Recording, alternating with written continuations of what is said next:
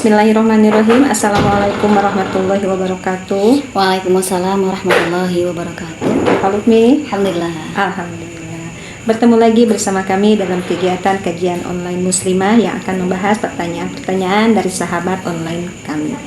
Ya, untuk minggu ini ada pertanyaan yang sangat bagus sekali. Ya, pertanyaannya adalah, apakah berdosa jika seorang istri mengambil uang suami tanpa meminta izin terlebih dahulu? Tafadholi. Masya Allah, Bu Dev, pertanyaannya luar biasa ya. Ini sesuai dengan pengalaman ibu-ibu, sebagian ibu-ibu yang mungkin merasakan hal yang sama. Jadi pertanyaan balik begitu. Kenapa seorang ibu atau seorang istri itu berani mengambil uang tanpa sepengetahuan suaminya atau tanpa izin suaminya begitu. Jadi ada pertanyaan balik, apakah memang suaminya yang pelit atau seorang istri yang memang merasa kurang cukup diberikan nafkah oleh suaminya begitu ya. Ini pertanyaannya belum selesai sebetulnya, kenapa seperti itu. Ada alasannya. Ada alasannya. Nah, kalau seandainya suaminya pelit begitu ya, lantas kita mengambil tanpa izinnya, itu ada sebuah kisah zaman Rasulullah ya, sahabat Rasulullah ya, yang istrinya itu mengadu kepada Rasulullah gitu sallallahu alaihi wasallam, menyampaikan bahwa dia itu telah mengambil uang ya di tempat suaminya yang menyimpan seperti itu. Jadi dia ngambil tanpa izin, tanpa pengetahuannya, kemudian dia mengadu kepada Rasulullah gitu kan, karena suaminya pelit. Jadi memang dalam memberikan nafkahnya memang pelit begitu, sehingga dia berani mengambil. Dan Rasulullah pun menyampaikan kalau memang itu benar ya silahkan. Artinya di sini kan dalam rumah tangga itu ada hak dan kewajiban. Kalau memang seorang istrinya sudah melakukan kewajiban sebagai istrinya, kemudian ya haknya belum diterima, salah satunya adalah nafkah yang kurang terpenuhi. Artinya di sini nafkahnya nafkah lahir ya, karena memang dia berkaitan dengan materi begitu, sehingga untuk mengambilnya itu ya dipersilahkan selama memang suaminya itu tidak memenuhi haknya, karena memang si istri itu sudah melaksanakan kewajibannya. Artinya tidak seimbang antara hak dan kewajiban seperti itu.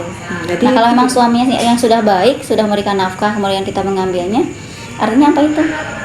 Kita sudah diberikan nih sama suami tiap bulan atau tiap minggu atau tiap hari, kemudian dia mengambil tanpa izinnya, sementara suami sudah memberikan begitu. Nah, kira-kira gimana Bu Devi? Nah, gitu ya, seperti itu. Jadi kalau memang kita sudah terpenuhi kebutuhan kita, ya baiknya kita tidak seperti itu. Gitu. Makanya di sini fungsinya ada keterbukaan tuh seperti itu. Jadi seorang suami pun kalau dalam bahasa Sunda itu jangan nyumputnya lindung begitu, ada keterbukaan keuangan, sehingga keuangan yang ada di suami itu diketahui oleh istrinya. Buat apa alokasinya, sehingga tidak berani mengambil, karena ada alokasi yang lain yang memang diketahui istrinya. Tapi kalau selumput begini, ya harus paling tidak pasti ada sesuatu begitu. Ada memang rasa suudzon dari istri, bisa jadi padahal yang ada di uang yang ada di suami itu bisa jadi untuk kebutuhan keluarga yang memang kita tidak tahu urgent atau yang urgent. Hanya saja, nah ini komunikasi yang belum terbangun, sehingga seorang istri berani begitu. Cuma untuk para istri juga, kita ini jangan menginginkan sesuatu sesuai dengan keinginan, tetapi sesuai dengan kebutuhan. Seperti itu kira-kira Bu Devi. Ya. Jadi kalau misalkan menurut dari kisah Nabi, jika suaminya mungkin pelit, itu diperbolehkan. Tapi kalau misalkan dari hukumnya apakah dosa atau tidaknya tanpa pengetahuan suami, dosa juga mungkin jadinya, tapi tergantung suaminya juga. Iya, balik lagi suaminya. Ya. Kalau suami sudah memenuhi, ya berarti kan nyuri itu ya. Jadi para istri hati-hati ya, apalagi kalau kita mencuci begitu ya. Nah, itu pakaiannya, pakaiannya ketika kita minta nggak punya uang, sementara pas ini ada gitu, kita nemu uang, seperti itu ya kasus istri. Meskipun istri itu dibelanjakannya kan untuk kebutuhan bersama sebetulnya. Tapi kalau memang lebih baik itu dikomunikasikan saja. Itu cari aman ya. Amannya seperti itu ya. Jadi kalau kurang sampaikan. Lebih baik minta.